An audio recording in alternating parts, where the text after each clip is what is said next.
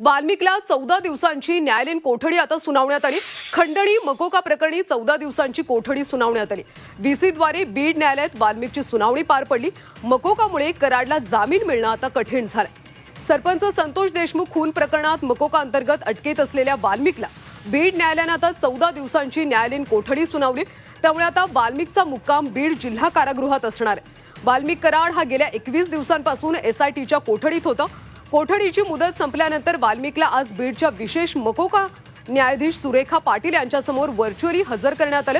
एसआयटीच्या अधिकाऱ्यांनी कोर्टामध्ये वाल्मिक कराडच्या न्यायालयीन कोठडीची मागणी केल्यानंतर न्यायालयाने वाल्मिकला 14 दिवसांची न्यायालयीन कोठडी सुनावली।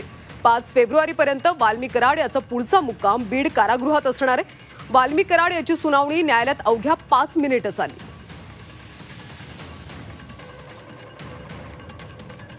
वाल्मिकची बीड न्यायालयात सुनावणी कशी झाली पाहूया।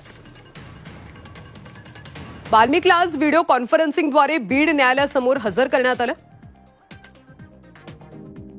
विशेष मकोका न्यायाधीश सुरेखा पाटील यांच्यासमोर वाल्मिकला हजर केले। 11:35 एसआयटीच्या अधिकाऱ्यांनी आपलं म्हणणं न्यायालयात लेखी स्वरूपात सादर केलं। वाल्मिकला न्यायालयीन कोठडी देण्याची मागणी केली। 11:40 वाल्मिकला 14 दिवसांची न्यायालयीन कोठडी सुनावण्यात आली। अवघ्या 5 मिनिटात न्यायालयीन सुनावणी संपली। वाल्मिकची आता एसआयटीतून न्यायालयीन कोठडीत रवानगी झाली। वाल्मिकचा पुढचा मुक्काम बीड कारागृहात असणार।